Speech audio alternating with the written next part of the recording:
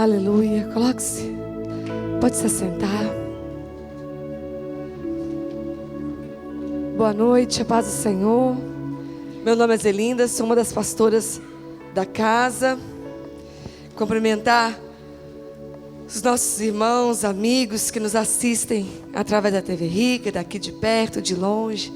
Mandar um beijo especial para a Cristiane, para o Alexandre, para essa família querida que nos assiste lá de Aracaju. Que Deus abençoe vocês.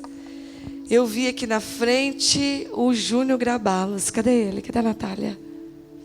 Júnior, seja bem-vindo de volta à sua casa. Passou uma longa temporada nos Estados Unidos a trabalho e acho que retornou para ficar. É isso? Ai, que alegria de ter você de volta. Imagina a Natália e Samuel. Que Deus abençoe seu retorno. Fiquei muito feliz, estamos muito felizes que você está de volta conosco, viu? Amém. Vocês estão felizes? Será que vamos continuar até o final? Estou sorrindo, a Bruna. Vocês não sabem a missão que me deram. Pessoal, os meninos da multimídia aqui da casa são muito folgados. E eles falaram assim: Zé, essa semana nós ficamos 2 horas procurando uma foto sua, sorrindo enquanto você prega, e nós não encontramos. E eu falei assim: nossa, não entendi, sou tão simpática pregando. O que vocês estão rindo? Aí eles estão fazendo sinal, eu vou lá atrás me dar recado. Dá um sorriso hoje. Vamos lá, Bruna, estou sorrindo para você. Acabou o sorriso, já tirou a foto. Amém. Mas o Espírito Santo hoje quer ministrar conosco algumas das suas verdades. E o Espírito Santo ministrou comigo essa semana e foi me falando a respeito de uma palavra, de coisas específicas. E ele nos dizia, também hoje através do apóstolo Eli falando comigo, sobre aquilo que ele quer desconstruir para que nós comecemos o ano que vem diferente. Hoje eu estava numa festa e uma profeta falou ao microfone e disse assim. Estava na festa da escola das crianças e a profeta era Cibele, acho que não está aqui. Mas ela disse uma frase interessante, ela disse assim: esse final de ano está muito diferente. As pessoas normalmente terminam o ano fazendo uma retrospectiva, um balanço do que foi o ano que está terminando, não é isso mesmo? E esse ano nós estamos vendo, ela falou às pessoas, ao invés de fazer balanço do que foi 2018, mas começar a planejar e com expectativa de 2019. Isso não é uma verdade? É uma verdade. E é óbvio que é porque renasceu na nossa nação a esperança. E a esperança traz isso, né? Em vez de a gente ficar se lamentando por 2018, nós estamos o quê? Com expectativa da virada do calendário. Uma expectativa, uma esperança do que está por vir. E estamos o quê? Planejando 2019. Nessa casa nós temos estado todos os dias, há mais de 2 meses, os ministérios planejando 2019. Já tem uma agenda da parte do Senhor. Já tem tantas coisas que Deus já está falando a respeito de 2019. E eu creio que nessa noite, tenho convicção que o Espírito Santo vai nos preparar um pouquinho mais para entrarmos diferentes no próximo ano. E o Espírito Santo quer desconstruir algo em nós. Na verdade, nós temos sido muito ministrados nessa casa a respeito da construção, da formação, da conformação, de tomarmos a forma do Cristo que habita em nós. Não é isso? Nós estamos sendo, dia após dia, nessa casa, fundamentados nessa verdade. E o Senhor tem falado conosco durante todo esse ano, desde janeiro, sobre a palavra verdade. Essa palavra esse ano nos acompanhou. O Espírito Santo falou sobre modelos da verdade. Depois veio a ela com o termo posicionados na verdade. Depois veio Gustavo Lara e nos falou muito profundamente sobre verdade. Depois veio o Facundo e falou a fase da verdade. E tantas coisas o Espírito Santo falou esse ano a respeito da verdade. Porque a verdade é uma pessoa. A verdade é Cristo. Eu sou o caminho, a verdade e a vida. Quando nós estamos falando da verdade, nós estamos falando da pessoa de Cristo. A verdade não é algo relativo. A verdade é extremamente absoluta. Ela é incontestável. Ela não tem variações e não cabe discussão. A verdade é Jesus Cristo. A verdade é uma pessoa. Ser uma pessoa de verdade é estar em Cristo. É Cristo estar em nós, né? Quando nós estamos nele e ele está em nós simultaneamente. Ele se fundiu a nós. Nosso corpo, alma e espírito. Hoje nós somos corpo, alma e espírito vivificado. O Espírito Santo de Deus que se fundiu ao nosso espírito e nós tornamos um com Ele. Ele é a verdade. Comece repetindo assim comigo: a verdade é uma pessoa. Cristo. A verdade é uma pessoa. Então tá fácil viver a verdade.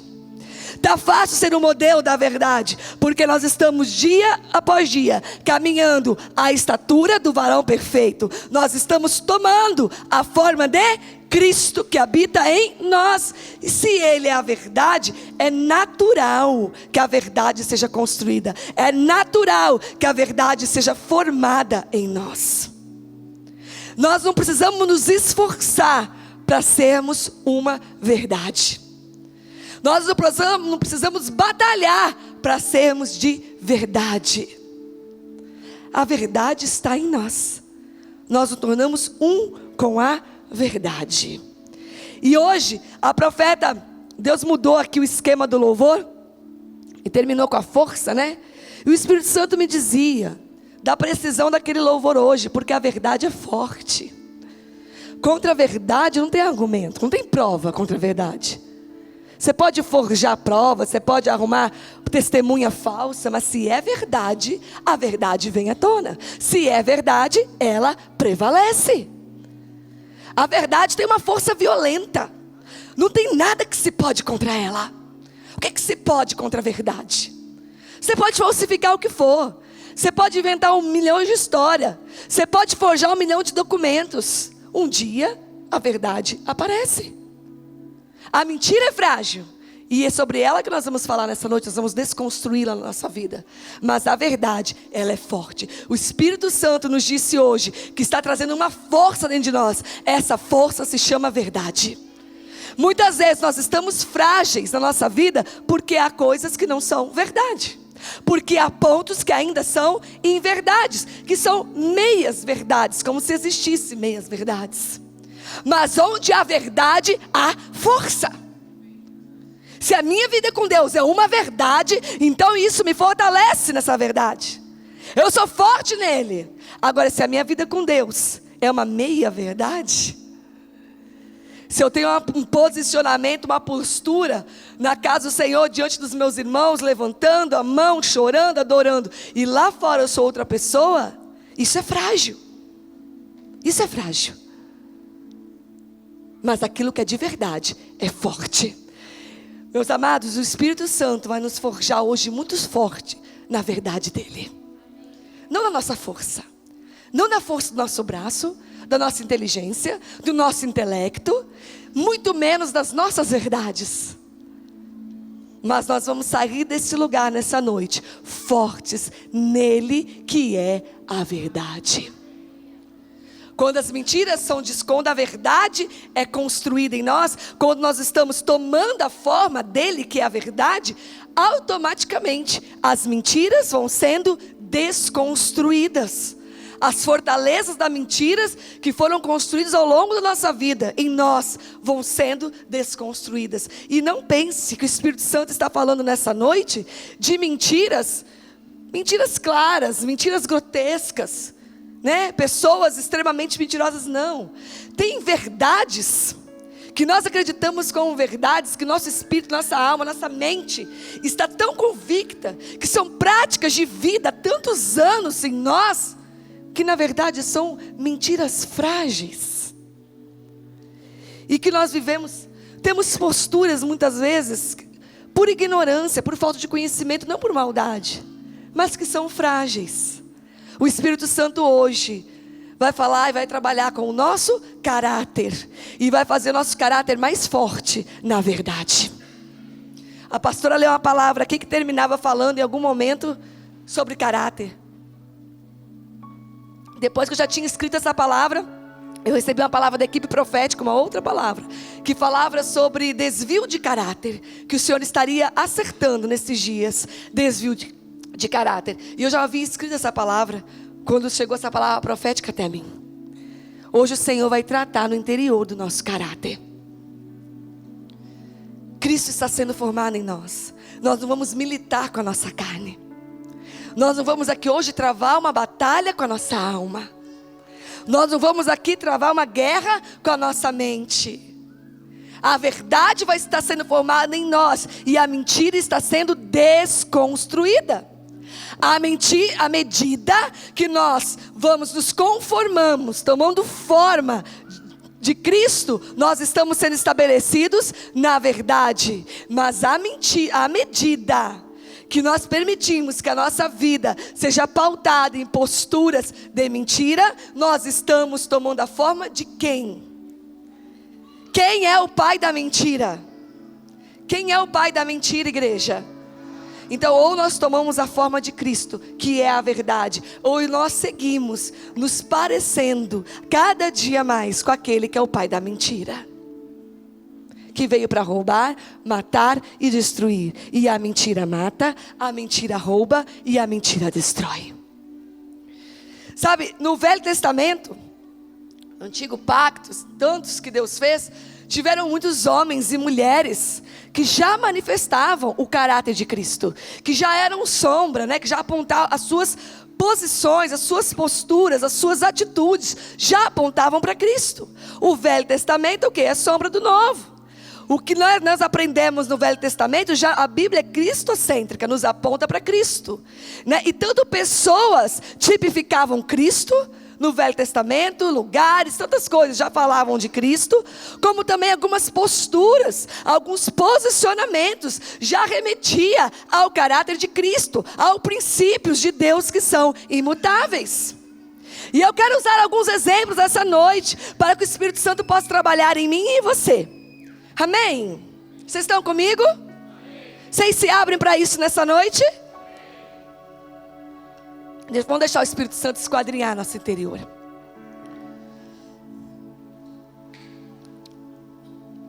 Tem uma pessoa na Bíblia que esse ano nós ouvimos bastante dele, porque o livro do apóstolo, Eu Errei, né? Passa pela história dele. Fala de Davi, o livro, né? E passa pela história de Davi com Urias. E eu quero começar relembrando, quero começar a partir dele, relembrando a sua história. Eu vou ser rápida, porque são muitas coisas, então eu vou ler só um versículo. Se você não quiser abrir, se quiser projetar, 2 Samuel 11:11.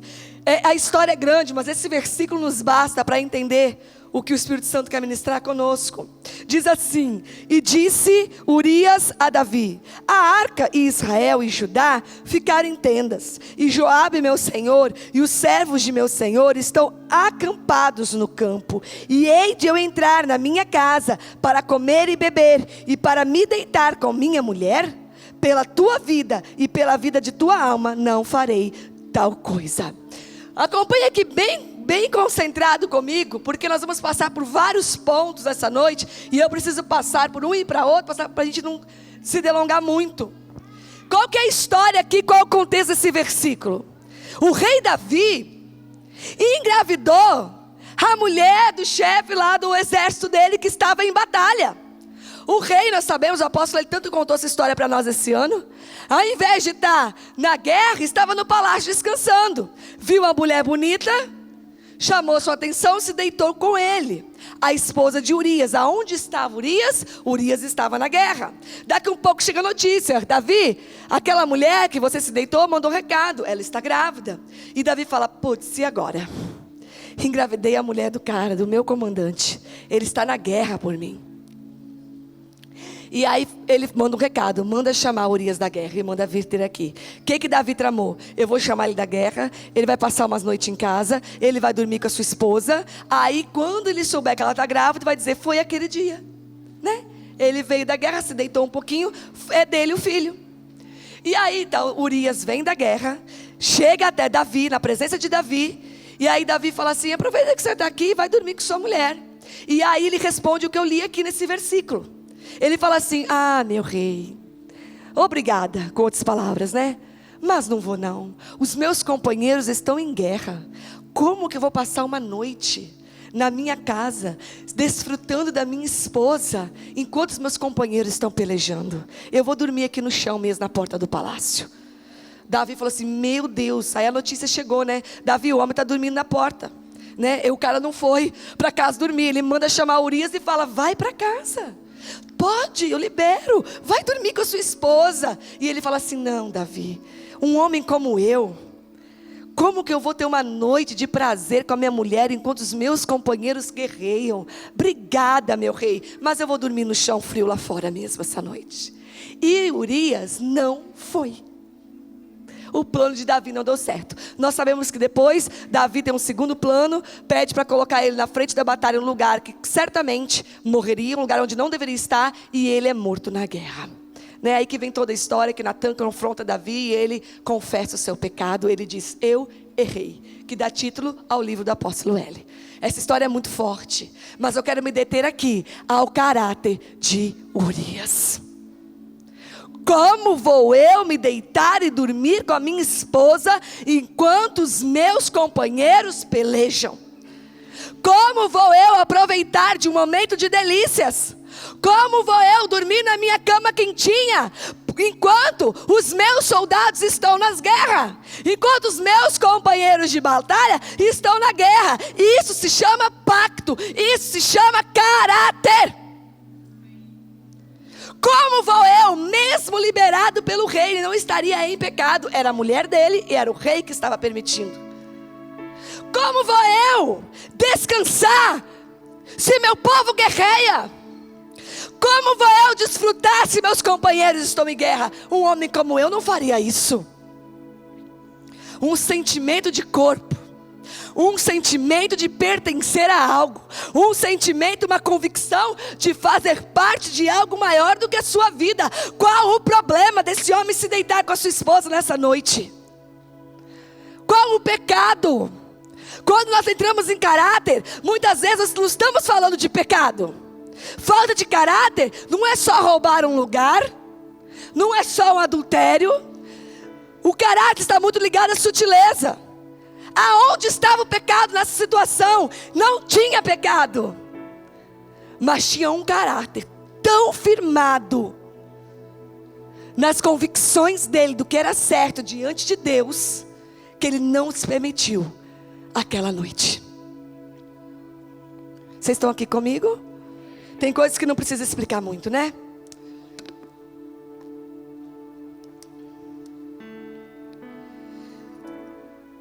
Às vezes tem situações que aparecem conosco, né? Que oportunidade, né? Que ele estava diante de uma grande oportunidade. Você imagina um guerreiro, porque a gente não vai para a guerra de verdade, nessas guerras hoje são espirituais. Mas você imagina uma pessoa que vai realmente para uma guerra e tem a oportunidade de estar em casa uma noite com a família. E deitar e se dormir com a sua esposa.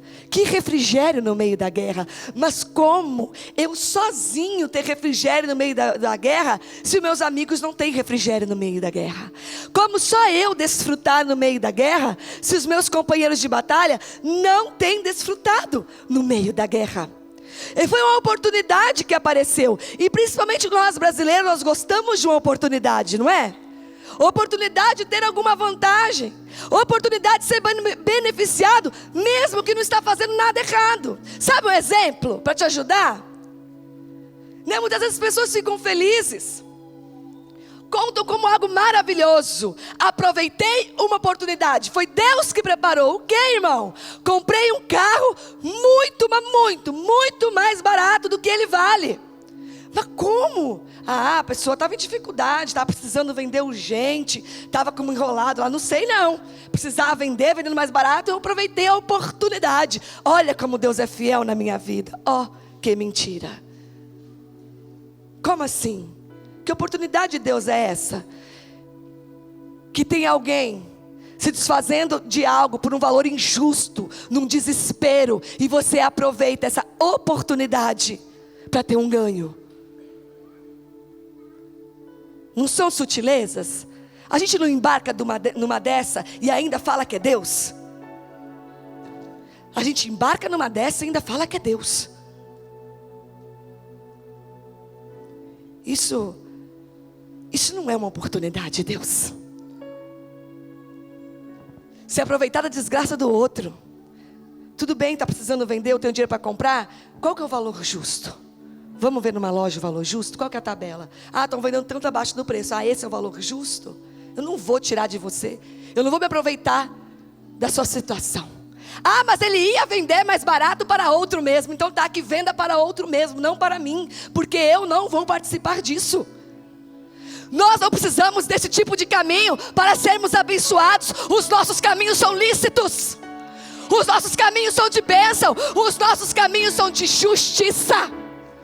Repita assim comigo: os nossos caminhos são de justiça. Não precisamos praticar injustiça para sermos abençoados. E meu amado, tira Deus dessa. Não fala que é Deus te abençoando, porque não é.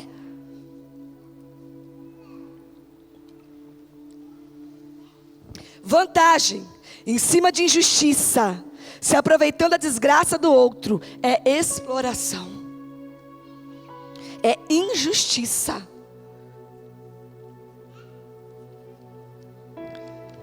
Isso se chama caráter. Isso não é fé. Isso não é saber que você é espiritual. Tem gente no mundo que vive assim. Vocês conhecem gente com esse tipo de caráter que eu estou falando? Eu conheço, fora da igreja. Que jamais se aproveitaria de uma situação dessa de uma pessoa. Gente do mundo, isso é caráter.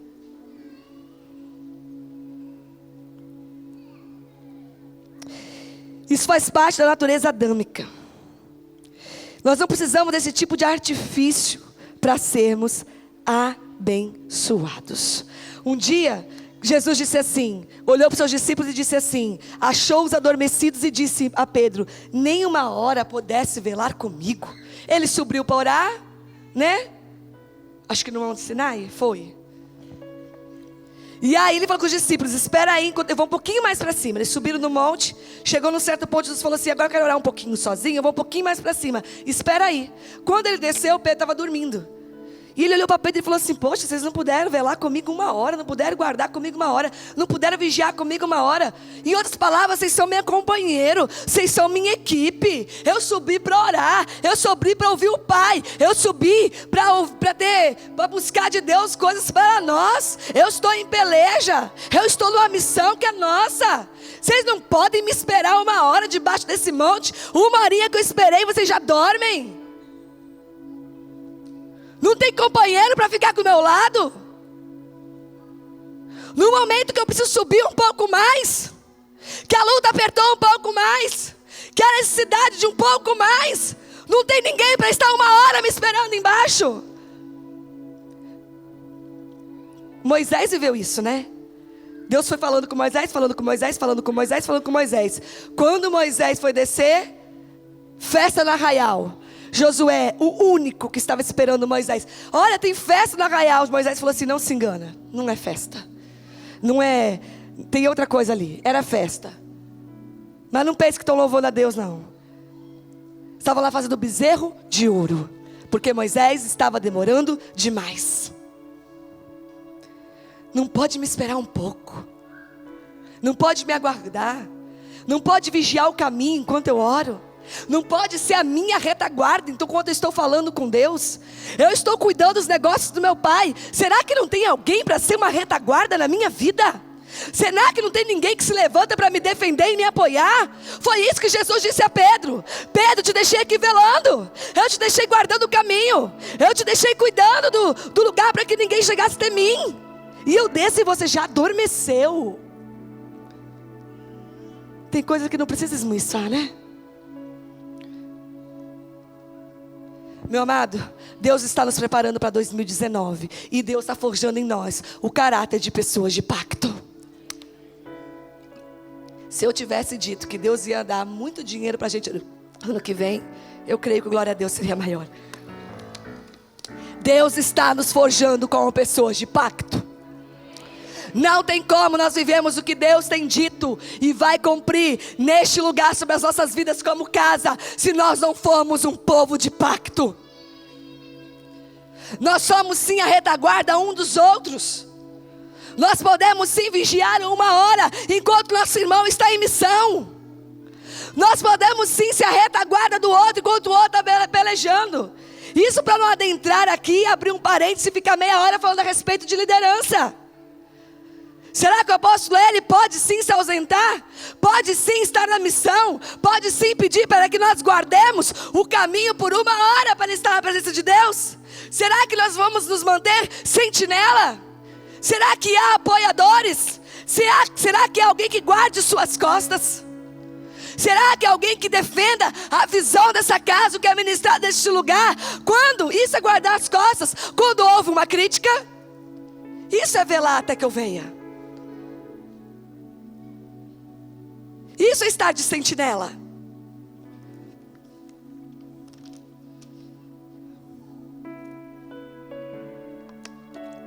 Mas nós dormimos muito rápido, né? 1 horinha é o suficiente para nós dormirmos. 1 horinha é o suficiente. 1 hora fala de pouco tempo. Basta muito pouco para alguém encostar do lado e a gente falar: nossa, mas lá na igreja chama sempre os mesmos. Nossa, lá na igreja chama sempre as mesmas pessoas. Nossa, mas eu não concordei. Não estou gostando do jeito que estão fazendo tal coisa. É muito pouco. É 1 horinha. É o suficiente para a gente baixar a guarda da vigilância. Satanás gosta dessas coisas. Sabe, muitas vezes caráter não é uma questão espiritual. Mas Satanás é mestre em usar esse caminho, a falta de caráter, para fazer o que ele quer fazer através de nós.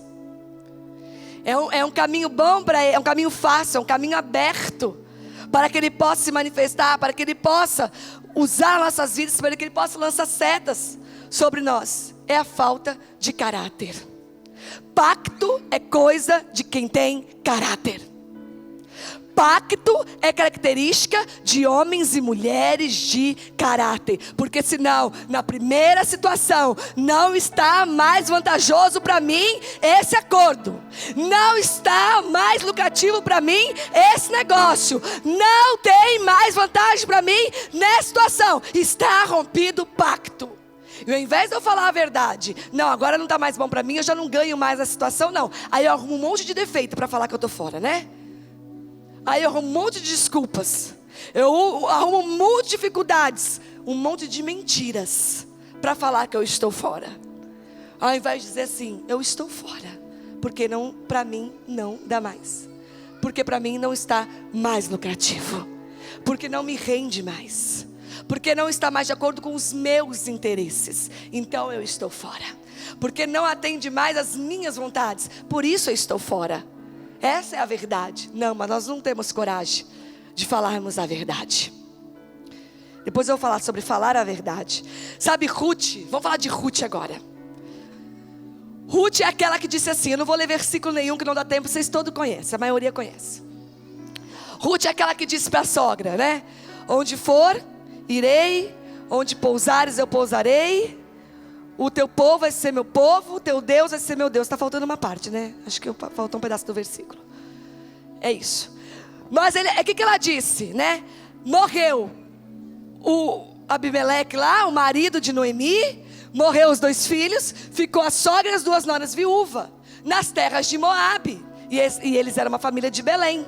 Só que os filhos de Noemi casaram em Moabe com 2 moabitas. Quando as 3 mulheres ficaram viúvas, a mais velha, a Noemi, disse assim, eu vou voltar para Belém, eu vou voltar para o meu povo, não tem mais o que eu fazer aqui. E uma viúva sozinha naquele tempo, mulher não trabalhava, né? Era fardada à escravidão, era fardada, subjugada, a ser tantas coisas. Enfim, ela dá tchau para as 2 noras e fala, fica aqui com seus parentes. Uma se despede chorando e fala, muito tristeza, mas fala assim, eu vou ficar. E a outra, Ruth, diz assim, não, minha sogra, eu não sei que terra é essa sua. Nunca esteve em Belém. Não era o povo dela. Mas eu vou caminhar o quanto for preciso com você. E eu vou com você. Aonde você for, eu vou. Aonde você pousar, eu vou pousar. A partir de hoje o teu povo é meu povo, o teu Deus é meu Deus. Eu não vou te deixar sozinha, eu vou com você. E ela falou e ela cumpriu. Eu já disse isso aqui uma vez, né? A gente acha linda essa história porque a gente conhece o final, né? Casou com Boaz, o remidor, virou a fazendeira, dona das terras. Uma moabita que entrou na genealogia de Jesus. A gente conhece o final. Mas o ponto é, deixa o final de lado e pense naquele momento. onde ela não conhecia o final, ela não conhecia a história, ela não sabia o destino. Ela tomou uma decisão no escuro por um caráter. O caráter dela a levou a tomar uma decisão completamente difícil. Porque ali era uma viúva, mas que tinha povo, mas que tinha família. E em Belém ela não teria ninguém. E em Belém ela estava fardada a passar fome junto com a sua sogra. E ela assim mesmo toma essa decisão, libera essa palavra, e ela cumpre essa palavra. E isso custou muito para essa mulher, com certeza. Nós sabemos que ela foi catar espigas na terra de Boaz. Tantas coisas que as duas devem ter passado. Mas ela deu uma palavra para sua sogra e ela cumpriu a palavra. Eu quero falar agora a respeito de palavra, porque caráter passa por ter palavra. Que coisa triste nesses dias como está vulgarizado a palavra. Você conversa e trata assuntos de negócio. Termina a conversa, termina a reunião, a pessoa te fala assim: formalize isso por e-mail para mim, por favor. Quem convive, quem vive assim? Quem sabe que é assim, não é assim? Por que tem que formalizar por e-mail? Porque a palavra não vale nada. O fato de as duas pessoas terem conversado e falado, estarem apalavradas, se não formalizar, enquanto aquilo não virar um negócio, não virar um contrato, tem que ter uma formalização por e-mail, no mínimo, para a pessoa se certificar. Por quê? Porque a palavra não basta. Porque a palavra perdeu força de verdade. A palavra perdeu força de verdade. Quem aqui é de um tempo, como eu, que a palavra era tudo? Que negócio se fechava apertando mão? Como que é que fala os mais antigos? Não. Mas o fio do bigode? Quem sabe dessa expressão? Aí eu estou se entregando. Cadê os 50 a mais? Vocês estão com tudo, os 50 a mais. Vocês vão aí ter o doutor Aldri, vocês estão chique aqui no sonho. Mas não era assim? Hoje alguém fecha negócio na palavra? Hoje alguém faz sociedade na palavra? Claro que faz, mas muito raro. A palavra perdeu força de contrato. A palavra perdeu força de acordo. Não basta falar.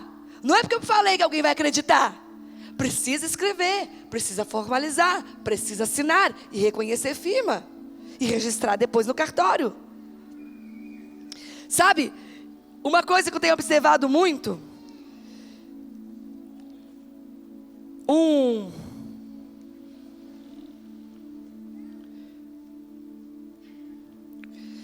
Deixa eu só falar um ponto antes. O pai da mentira é Satanás, então ele ama a mentira. E a mentira passa muito pela palavra. Né? A Bíblia tem um versículo em Tiago que é muito tremendo a respeito, não vou ler tudo, é um texto, Tiago 3. Fala muito a respeito do poder da língua. A língua tem o poder de trazer a existência. Não foi pela palavra que tudo foi criado? Igreja, não foi pela palavra que tudo foi criado? Haja luz e houve luz. A palavra tem o poder de trazer a existência o que não existe. Olha a força da palavra. Sabe a história da palavra tem poder? É verdade, né? A palavra tem poder.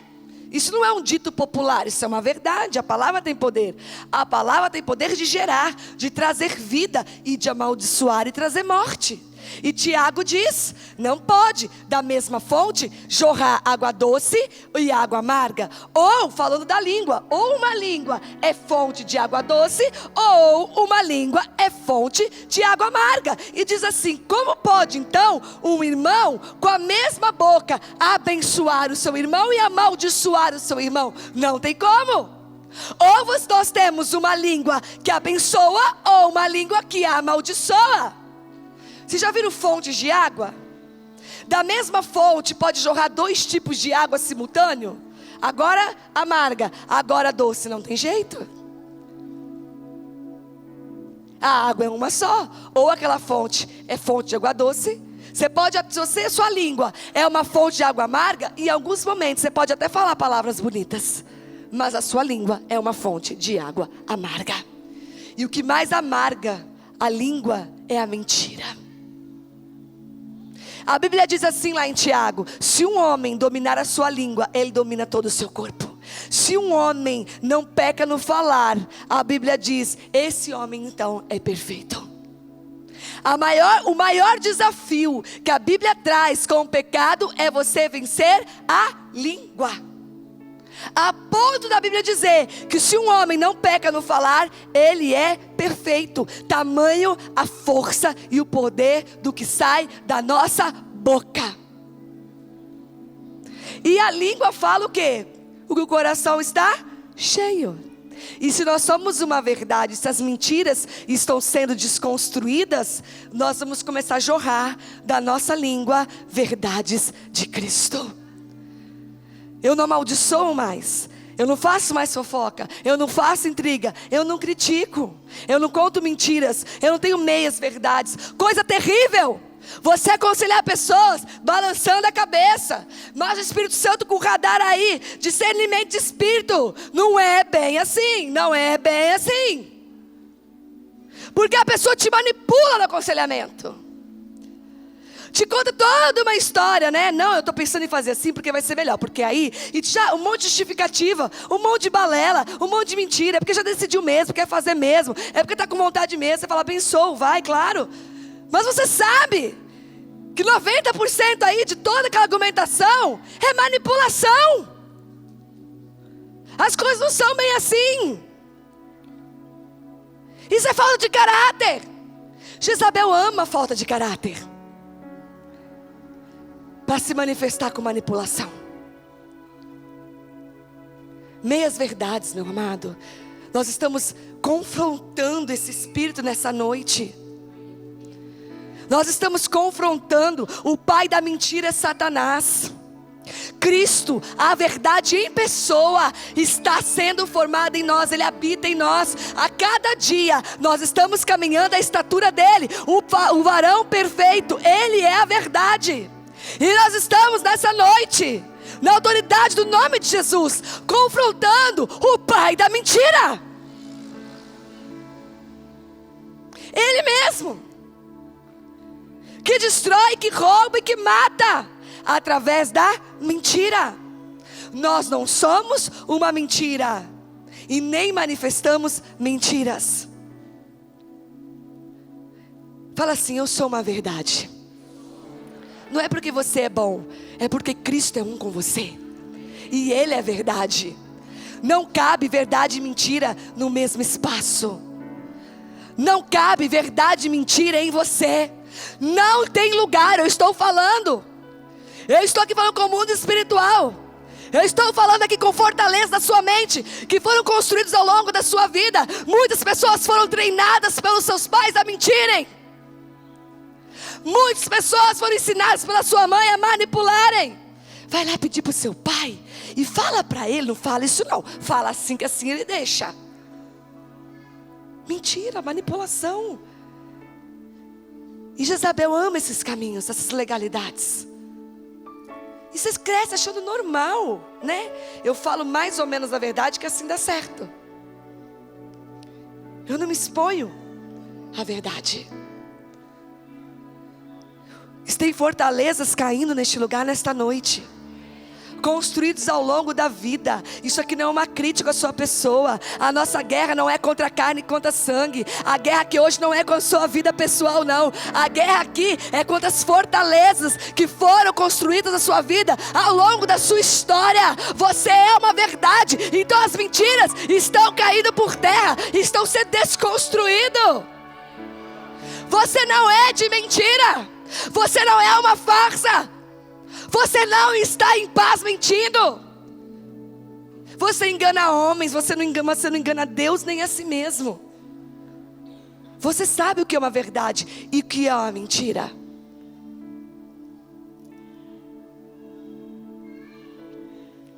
Com uma adoração genuína e verdadeira de alguém que tem um coração infiel, é uma mentira.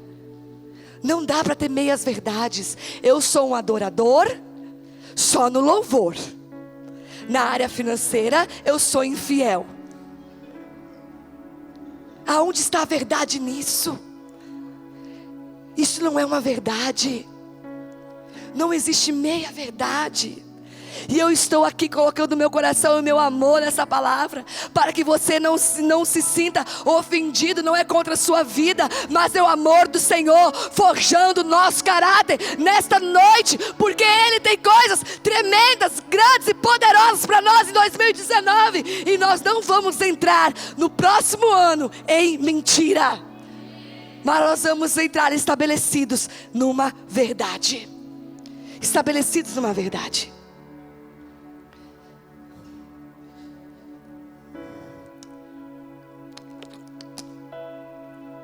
Não podemos ser pessoas que não têm força na palavra. A nossa palavra tem que ter força de verdade.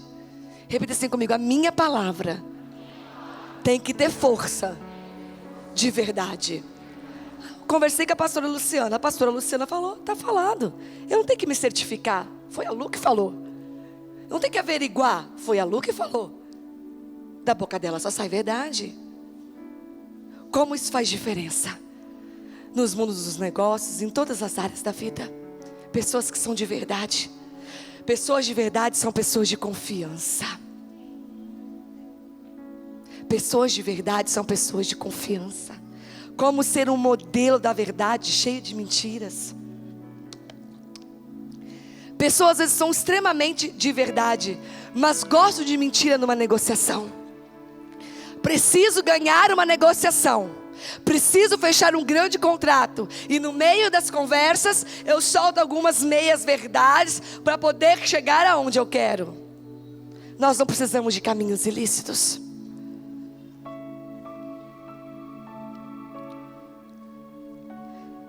Se nós mentimos, nós estamos matando pessoas, roubando situações, destruindo verdades, relacionamentos e roubando a confiança, destruindo confiança. Precisamos, o Espírito Santo me dizia que precisamos de pessoa em que possamos confiar para delegar coisas grandes. Eu tenho dito tanto isso para os jovens. Precisamos de gente de confiança, de gente comprometida, de gente de caráter, gente entregue, gente mergulhada em Cristo para confiar, delegar coisas grandes. Mas o Deus, né, porque não é nós que chamamos, Deus nos usa para chamar. O Senhor não está me chamando para nada. Uma reflexão nessa noite, se você é uma pessoa de confiança dEle. Olha um salmo. Tem um Salmo 115:4, diz assim: a seus olhos, olha esse versículo, o ímpio é desprezível, mas dedica a honra aos que temem o Senhor. Mantém a palavra empenhada e mesmo saindo prejudicado, não volta atrás. Salmo 15:4, o ímpio mantém a palavra mesmo que saia prejudicado. Tem palavra que nós liberamos que nos trazemos prejuízo, mas nós mantemos ela, sustentamos ela, mesmo que eu esteja em prejuízo. A nossa palavra tem que valer para nós. Olha aqui para mim, meu irmão. A sua palavra tem que ter valor para você, senão não vai ter para ninguém. Você tem que dar valor à sua palavra. Então eu vou dar um exemplo. Estamos organizando um retiro. Aqui não é para criticar ninguém, não é para apontar ninguém. A casa, né, conhece como nós tratamos as coisas financeiras aqui da casa. Estamos organizando um retiro. Pastor, eu não posso pagar agora. Zé, eu posso pagar tal dia. Tudo bem, nós damos um jeito, damos um cheque, sei lá. Vai e paga tal dia. Chega o tal dia, a pessoa não paga. Ok, talvez não teve dificuldade, ok. Mas não fala mais nada, morreu o assunto. Ué, mas não tinha dado a palavra? A própria pessoa não está preocupada com a palavra que ela liberou. Não é pelo dinheiro, é pela palavra. Você não empenhou uma palavra? Que tal dia você ia pagar? Normal você ter dificuldade. O que não é normal é você simplesmente desprezar a palavra que você liberou. Não são muitas vezes as pessoas que não dão valor à nossa palavra. Nós mesmos não ligamos para a palavra que a gente liberou. Liberei uma palavra que eu estaria numa reunião. Tal dia, tal hora. Não apareço e não dou justificativa. Mas eu não dei minha palavra que eu estaria? Eu mesmo não dou valor à minha palavra. Eu mesmo não respaldo a minha palavra. Como que alguém vai dar valor à minha palavra se eu mesmo não estou nem aí para ela? Eu falei e eu mesmo não cumpro e fica por isso mesmo. Eu falei, eu mesmo não faço, eu mesmo não digo porque não faço e fica por isso mesmo. Para mim mesma, a minha palavra não tem valor nenhum. Eu falei, não faço e acabou, fica por isso mesmo. Como que alguém vai dar valor à minha palavra?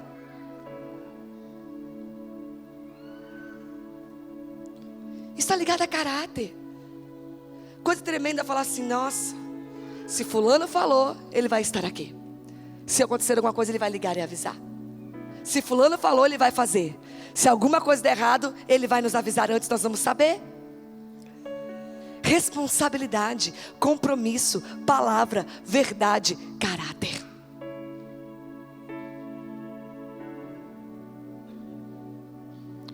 O Senhor está forjando um povo forte neste lugar. Essa casa é uma casa de governo. Como chegar aos lugares de governo com um caráter frágil? O negócio não é chegar, o negócio é estabelecer, é permanecer. O negócio não é chegar à prefeitura, aos lugares de governo, a tantos lugares, em todas as áreas, né? Aos governos mesmo, na parte política, e na cultura, e na economia. O negócio, a dificuldade não está em chegar.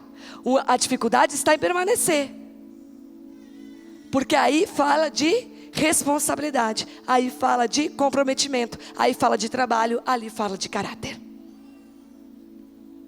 O Senhor quer nos levar a lugares altos e quer nos preparar para que nós permanecemos lá. Alguém pode dizer amém?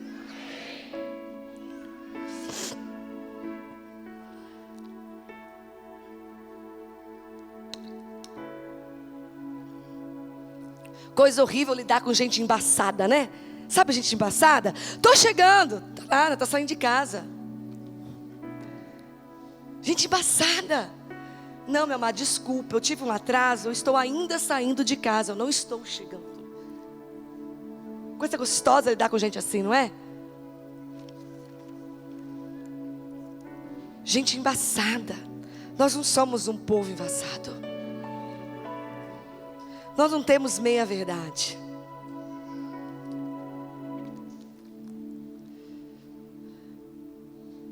Essa questão da palavra, né? Nós temos aqui o FAP. Fundo Apostólico para a Educação. As pessoas começam o ano, as pessoas voluntariamente fazem um compromisso, e no primeiro mês seguinte as pessoas não cumprem mais o compromisso até o final do ano. Sabe por que a igreja não vai expor, não põe o nome no Serasa, não é? Isso é voluntário. É a última coisa que você vai pagar, obviamente, porque não vai te cobrar. Ok, você teve dificuldade, normal, ninguém vai te cobrar. Apóstola Leila, me perdoa. Fiz um compromisso com o FAP e vocês estavam contando com minha contribuição. Eu tive uma dificuldade, não consigo. Caráter. Caráter. Ela sabe que não pode mais, por enquanto, contar com a sua contribuição. Repita assim, caráter. Sabe uma coisa hoje em dia que está deixando as pessoas com muita facilidade de manifestar falta de caráter? O WhatsApp. Vocês já viram como as pessoas são corajosas pelo WhatsApp? Já viram? Mensagem. Você não está se expondo. Eu tenho uma coisa comigo. A pessoa manda uma mensagem nervosa para mim, eu só dou uma resposta, sempre a mesma. Vem falar pessoalmente comigo. Ué, não está bravo? Não está macho? Vem falar comigo. Vem olhar no meu olho. Deixa eu te pedir perdão se eu estou errada. Fácil ficar bravo, nervoso. Falar o que quer, o que não quer, o que deve, o que não deve. Por mensagem. Vem olhar no olho. Caráter. Quanta gente corajosa agora, né? Quanta gente falando verdades. Quanta gente nervosa. Quanta gente brigando. Quanta gente discutindo. Quanto barraco em família. Por quê? WhatsApp. Eu me escondo ali, né? E não gravo áudio não, porque no áudio tem o tom da minha voz. É escrito mesmo, porque nem a minha voz eu exponho. Gente, eu estou perto dos adolescentes um pouco na igreja. Você pede o adolescente para falar qualquer coisa num grupo, parece que está pedindo ele para ir para a morte. Você quer deixar um adolescente mal, você pede para ele se expor. São extremamente tímidos e envergonhados, não é? Muito. Agora você pega aqueles mesmos adolescentes e pega o celular deles. Não parece ser a mesma pessoa. Isso é um mal dessa geração. Eles só sabem se expor, se relacionar, conviver, se colocar para fora quem eles são, o que eles sentem, por redes sociais, por MSN, por Messenger, sei lá, por WhatsApp, por tantos caminhos que eles têm eletrônicos para conversar. Isso é difícil, e já tem tantos estudiosos fazendo palestras e falando, vai ser diferente, vai se despontar nessa geração, os próximos profissionais. Quem tiver habilidade de quê? Relacionamento, porque os jovens não vão ter. Vão chegar no mercado de trabalho, não vão saber falar. Vão chegar diante de um chefe, vão tremer. Vão ter que escrever um e-mail, uma carta, não sabe escrever. E nós estamos batendo nessa tecla com os adolescentes dessa casa, ensinando a se expor, falar em público, sem afrontar a natureza deles, a fase que eles estão, levando a fazer teatro, tantas coisas, lê a Bíblia em voz alta, participa, fala, conversa comigo, interage, tem um discipulador, conversa com o seu líder. Por quê? Isso vai formando uma personalidade diferente nos dias de hoje. Só isso é suficiente para fazer muita diferença quando eles chegarem na fase adulta no mercado de trabalho. Porque não se tem isso. As escolas já têm um projeto, a Stephanie me mostrou um dia, de ensinar os jovens na rede pública a namorarem. Sim, sabe por quê? Eles só sabem trocar mensagem. Quando se encontra, já é para fazer o que tem que fazer. Porque eles não sabem conversar olho no olho. Conversa tudo pelas redes sociais. O dia do encontro já é o finalmente. E tem um projeto para se ensinar os jovens a paquerarem nas escolas, porque eles não sabem mais conversar num relacionamento. É tudo por redes sociais. Fácil, né? Você falar, fácil você ser bravo. Não diga por redes sociais o que você não tem coragem de dizer olho no olho. Não diga por mensagem, por redes sociais, o que você não tem coragem de dizer olho no olho. Escreveu? Pensa assim, eu vou diante daquela pessoa e vou falar isso desse jeito? Então manda. Se você não vai fazer, não mande. Você não pode ser duas pessoas. O das redes sociais, o das mensagens, o do WhatsApp e o cara a cara. Chega diante da pessoa, não, peraí, não era bem isso que eu quis dizer, não é porque por mensagem, sabe, né? A gente não consegue colocar o sentimento, e aí dá uma impressão que a gente está bravo, mas não era bem isso que eu queria escrever. Quantos já ouviram isso? Ah, balela, claro que era isso sim. Você não está com coragem de sustentar. Você não tem coragem de sustentar. Você não tem caráter para sustentar o que você escreveu. Mas era isso mesmo que você queria me falar. Então agora me fala olho no olho. Não tenha duas personalidades. Pessoa de caráter não tem duas versões. Versão web e versão olho no olho, face a face.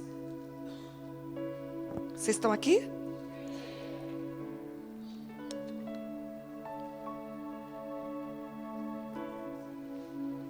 Precisamos, o Espírito Santo me fez lembrar uma situação. Nós precisamos ensinar nossos filhos, nossos jovens, nossos adolescentes a enfrentar as suas situações. E Esther?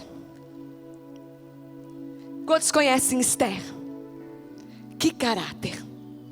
Sabe o que eu acho lindo de Esther? Parecido com Neemias, que depois eu vou falar um pouquinho também para a gente encerrar. Esther, né, passou no concurso, uma judia, virou rainha. E naquela posição de rainha, ela já não era mais uma escrava, amém? O povo dela estava escravo, ela já era a primeira dama do reino. Ela já era rainha. E nessa condição de rainha, ela colocou a vida dela à disposição, podendo morrer, para ir diante do rei no momento onde não era chamada, se expor e fazer um pedido para o rei em favor do seu povo. Ela já estava no palácio, ela já estava em outra situação. Caráter ligado à gratidão. Porque muitos de nós, a situação de Esther, meu povo vai perecer, meu povo vai ser morto à espada. Deus já cuidou de mim, Deus já me deu o livramento, eu estou no palácio, eu sou rainha. Ó, que lindo, né? Vou aqui ficar intercedendo pelos meus que estão lá. Deus é Deus na vida deles, Deus vai cuidar deles. Mas eu expor a minha vida, não. Essa mulher arriscou a sua própria vida, foi diante do rei para interceder por todo o seu povo. Através de Esther, nós confrontamos o demônio de ingratidão e individualidade. Porque ela estava ali porque um dia alguém acreditou nela. O tio dela olhou para ela e falou assim: vai, Esther, vai concorrer nesse concurso de rainha. Ela falou: eu? Uma escrava judia? Vai, Esther, eu? Vai, Esther. E Esther foi. E Esther foi escolhida. E quando ela estava lá naquela condição de rainha, o mesmo tio falou assim: Esther, será que não é por causa disso que Deus te escolheu, que fez você ser escolhida? Será que você não virou rainha justamente para esse papel? E ela fala assim: manda o povo jejuar e orar, porque eu vou arriscar minha vida pelo meu povo.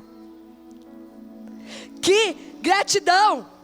Sabia o que estava fazendo naquele lugar. Sabia por que estava posicionada como rainha.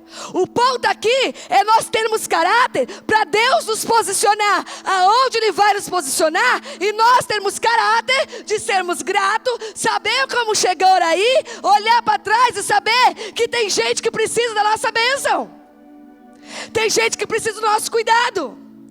Coisa tremenda, o Tiago, que é do o Tiago Carvalho, se formou através do FAP. Hoje trabalha e é um investidor do FAP.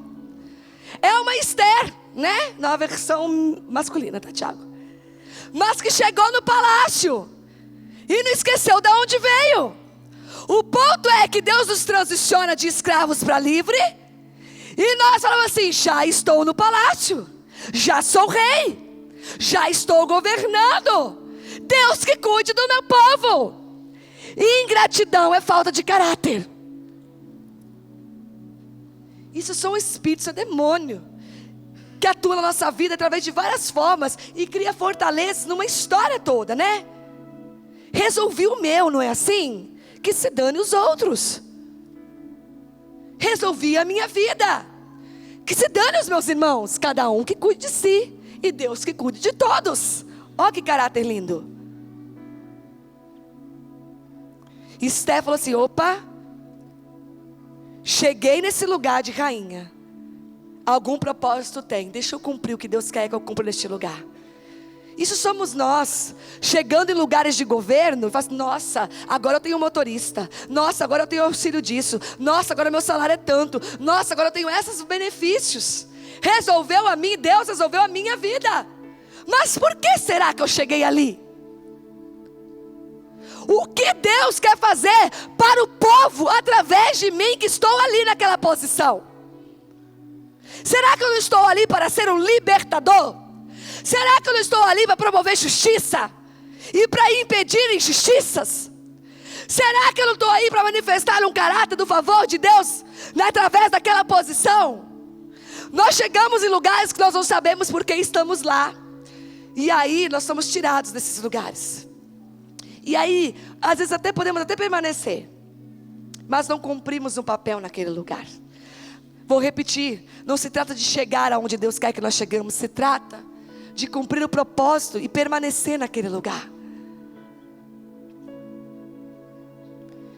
Caráter passa por gratidão. Uma pessoa de caráter é uma pessoa grata. Eu sei como eu cheguei até aqui. E não se trata só saber como eu cheguei até aqui. Quem foi bênção na minha vida até aqui? Foi o fulano, ciclano, beltrano. Então a hora que a bênção vem sobre mim, eu tenho que retribuir o fulano, ciclano, beltrano. Não é isso. Não é só isso, né? Posso também, mas não é só isso. Não é uma lista de quem me ajudou para eu voltar a essa lista. Não é isso. Se trata de ser um abençoador em todo o tempo, em toda circunstância. Se trata de ser um canal por onde flui a bênção de Deus. Mas como falar de canal onde flui a bênção de Deus com a pessoa que está presa na infidelidade, no básico do dízimo? Como falar de caráter com alguém que rouba de Deus? Como falar de caráter em tantas sutilezas, quando nós temos coragem de roubar de Deus? E às vezes temos tanta justiça própria, né? Somos bons em criticar. Nossa, você viu fulano? Aquelas posturas. Somos bons de analisar circunstâncias, situações e pessoas, e analisar e falar: olha como isso está errado, isso não é assim, isso está certo. Somos tão bons de traçar, né, críticas. Somos tão duros em julgar. E estamos retendo o que é de Deus. Não estou nem falando de caráter. Estou nem falando de ser generoso, abençoador. Estamos pelejando no dízimo. Mas a igreja tem o som alto, né? A igreja não é boa, não. Mas você viu como aquela pastora prega? Você viu aquilo? Você viu aquilo outro? E eu estou ainda pelejando para cumprir o meu papel de devolver o que é do meu Senhor.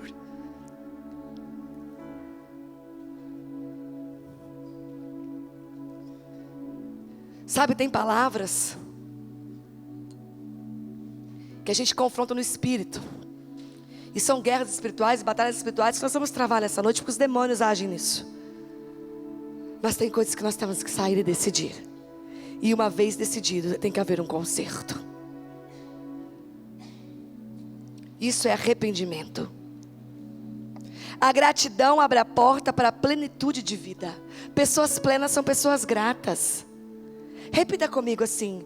Repita como quem está acordado, prestando atenção e me ouvindo. A gratidão abre a porta para a vida em plenitude. A murmuração, meu filho, o murmurador não consegue ter uma vida em plenitude. Pode ter o que for. Pode ter a vida que for. E o Espírito Santo me dizia assim: pais gratos geram filhos felizes. Pais murmuradores geram filhos reclamões e truculentos. Vou repetir. Pais gratos geram filhos felizes. Pais murmuradores geram filhos reclamões e truculentos. A ingratidão impregna. A ingratidão traz murmuração. Isso impregna. Enfim, vamos terminar com Neemias. Ó, terminar mesmo. Aqui meu esboço. Olha o que a Bela fez, fui levantar.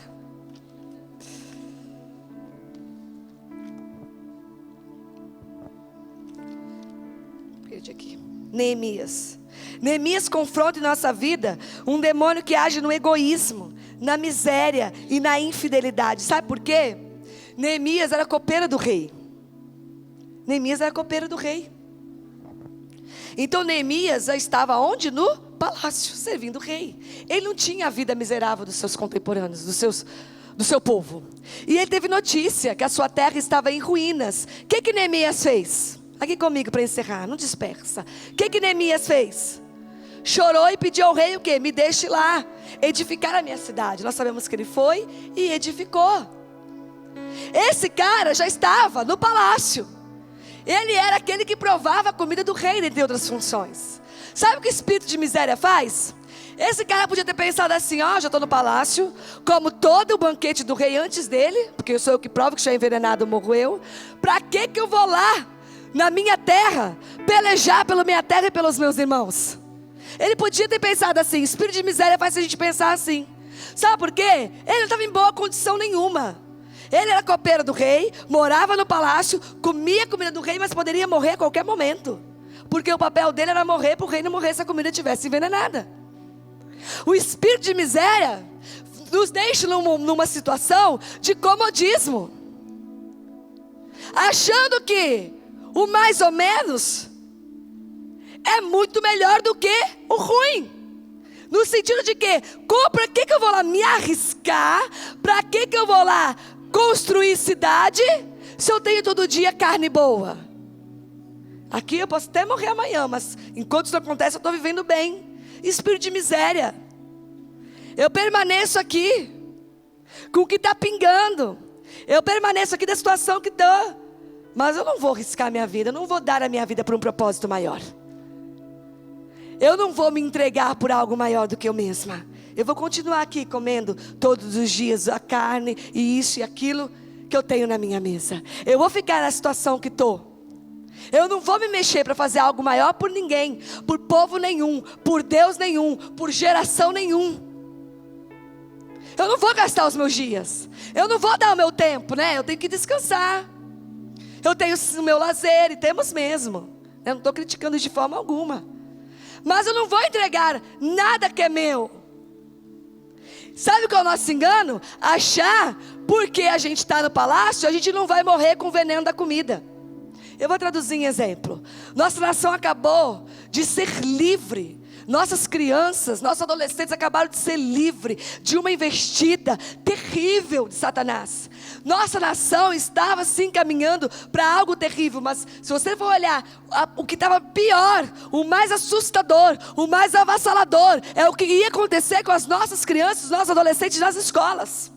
O plano de Satanás era assim, não estou falando de política, mas estou falando de verdades a respeito de que cada lado pensa o plano, a proposta de governo de cada um. E era um plano sim de Satanás. Pegar e doutrinar toda uma geração, continuar doutrinando de forma mais clara, mais avassaladora, toda uma geração de criança e adolescente através da escola. Era terrível o que estava por vir. Um dia eu falei com o apóstolo, com o coração apertado, com o olho cheio de água, falando: apóstolo, eu estou com medo do resultado da eleição, porque eu tenho um filho que vai para a escola. Mas meus filhos são criados na igreja. Os meus filhos já estão no palácio. Os meus filhos são filhos de crente. Meus filhos são filhos de pastora. Os meus filhos frequentam até uma escola cristã. Isso que é o espírito de miséria, esse engano, egoísmo. Achar, porque nós estamos no palácio, isso não nos atinge. Como se a gente fosse ileso. Como se meus filhos não vão ter amigos fora daqui. Como se não vão conviver numa sociedade. Como nunca vão pegar uma internet e ver alguma coisa. Como se isso nunca fosse nos atingir. Espírito de miséria, egoísmo, engano, mentira. Ai de nós, se não colocarmos a nossa vida à disposição do Senhor, e não entrarmos na área de educação, e influenciando, e fazendo a diferença, e colocando princípios e valores na educação. Não falo nem de religião, falo de colocar princípios básicos de valores na educação. Um caráter de falar assim: não se trata de mim, não se trata do meu gueto, não se trata da minha casa, não se trata do povo da minha igreja, se trata da minha cidade, se trata do meu estado, se trata da minha nação. Um caráter de olhar para o lado e ver a necessidade da comunidade, da geração, e se colocar à disposição, ir para a briga sim.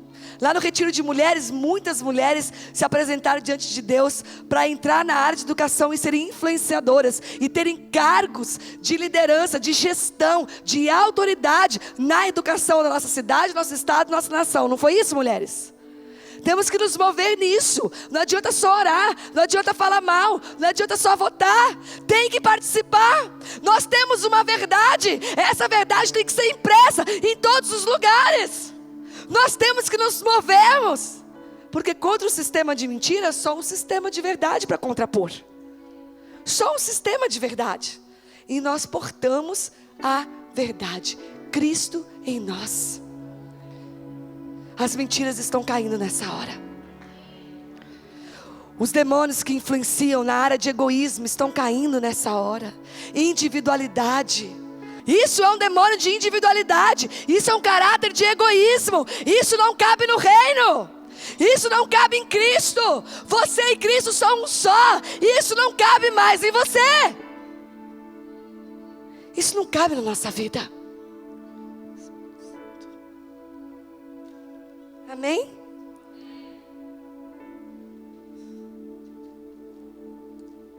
Não se engane achando que a gente está salvo no palácio. Nós temos que estar no palácio. E nós temos que ser libertadores da nossa terra. Como Neemias, construtor, libertador como Esther. Nós estamos no palácio, mas nós temos que ser libertadores da nossa terra. Sabe? A gente acha tantas coisas tão bonitas, a gente aplaude de verdade, com sinceridade, né? E quando eu escrevi essa palavra, eu vi uma cena assim, uma cena real. Sabe quando tem festa na igreja, virada de ano, aniversário da igreja, e o pessoal da multimídia produz aqueles vídeos tremendos, proféticos, que não são filmes almáticos, não são filmes emocionantes. Nós choramos porque são verdades que mostram aonde Deus vai nos levar. Os projetos de Deus trazem isso à existência, através da multimídia. Então a gente vê escola, vê hospital, vê tantas coisas lindas, né? Todas as palavras que o Senhor já nos deu e vai cumprir através de nós, e nós ficamos de pé, não é isso? Nós vibramos, nós choramos, nós emocionamos e cremos. Isso é sincero no nosso coração, porque é a verdade. Mas com muito amor, o Espírito Santo me dizia, enquanto passava esse filme na minha cabeça: escolhe o hospital, não constrói com palma e emoção, se constrói com fidelidade. Com muito amor, igreja, não se constrói, escolhe o hospital, com palma e lágrima, se constrói com fidelidade. É o nosso dinheiro, é a nossa fidelidade, são os nossos recursos, são as nossas vidas. Com muito amor, amém? Conversa de família, amém? Como diz a Lu, de irmão para irmãos. Não é lindo? Quem que não sonha com um hospital justo, digno em Taubaté, gerado e sendo gerido através de uma igreja? Quem sonha com isso? Uma escola, uma universidade, princípios e valores cristãos, top em padrão de educação, e que zela por valores, que ensina princípios. Quantos conseguem enxergar isso de olho aberto? Escola do sonho de Deus. Quantos podem dizer amém? Isso se constrói com fidelidade. Não adianta sonhar e não participar. Por que ainda não temos a escola do sonho de Deus? Um hospital é uma coisa mais difícil de começar, uma escola não é. Por que não tem um hospital? Olha para o seu irmão e fala assim: escola. Olha para o seu irmão agora, olha para ele. Por que ainda não construiu escola? Por que a igreja ainda não abriu a escola que Deus falou? O que o apóstolo Eli está esperando? O homem devagar, não? Olha, fala para o seu irmão, converse com ele agora. Eliana, apóstolo Eli é muito devagar, não? Ó que Deus falou da escola. Vocês não acham o apóstolo Eli muito devagar? Não, por que não? Então por que ele não constrói? Por que ele não começa a escola que Deus tanto fala? O que vocês acham que está faltando? Vocês acham que falta professor nessa igreja? Vocês acham que falta diretor de escola nessa igreja? Vocês vão cair o queixo, eu não vou fazer. Se eu pedir para ficar de pé, os profissionais de educação sentados aqui agora. Vocês vão cair o queixo.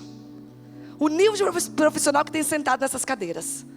O que vocês acham que está faltando para começar a escola do sonho de Deus? O quê? Fidelidade, dinheiro, real, money. Vamos ser claro? Só não começou por isso? Ué, por que vocês acham?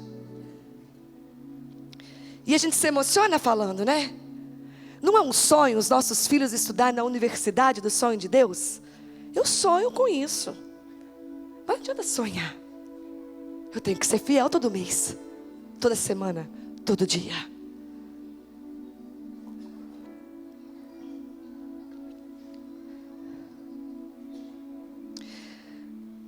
Quando a verdade nos governa, a mentira tem que sair. Nós precisamos ser governados pela verdade. Se, para mim, a palavra verdade, para mim, né, tem um salto para o futuro, foi a palavra do ano, mas no meu espírito, para mim a palavra do ano foi verdade. E se eu pudesse resumir o ano de 2018 numa frase, seria: tua verdade nos governa. Repita assim comigo: tua verdade nos governa. Se nós somos governados pela verdade, as mentiras não podem permanecer em nós. Não podemos ter uma vida de mentira. Na hora do louvor, um irmão teve uma visão de uma casa muito bonita por dentro. Vocês acham que eu ia falar uma casa bonita por fora e feia por dentro, né? Não, uma casa bonita por fora e por dentro. Só que de repente as paredes dessa casa começaram a ruir, e dentro das paredes estava extremamente sujo. Sabe por quê? Não é uma sujeira visível. Deus hoje está falando de sutilezas. Deus não está falando do irmão que está escondendo um adultério, do irmão que está sentado aqui, mas está roubando um banco. Não é isso que Deus está falando nessa noite. Por isso que a sujeira está dentro da parede. É bem escondida. Você entra na casa, você continua acreditando que ela é bonita. Tem cara de bonita. Mas dentro da parede está imundo. Se coloca de pé. Pediu o louvor para me ajudar.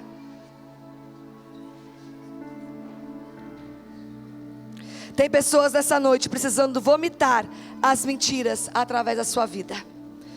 Da sua vida, para viver a verdade. Olha aqui para mim, não é hora de dispersar. Vou pedir até para baixar a porta principal. Deixa só a lateral para quem muito precisar ir embora. Não, é só quem precisar muito. Não é hora de transitar no corredor. Me ajudem. Ajudem o Espírito Santo. Ajudem o Espírito Santo.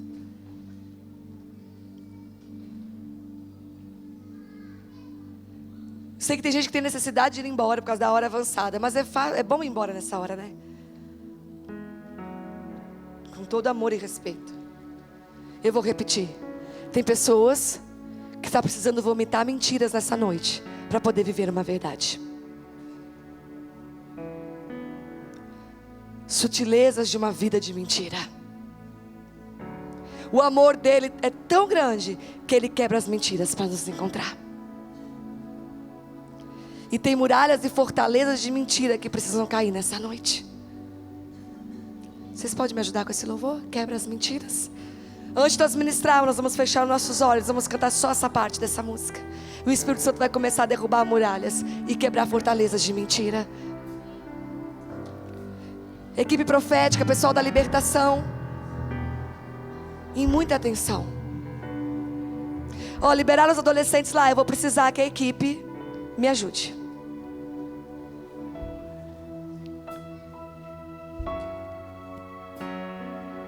Vocês podem me ajudar? Feche seus olhos.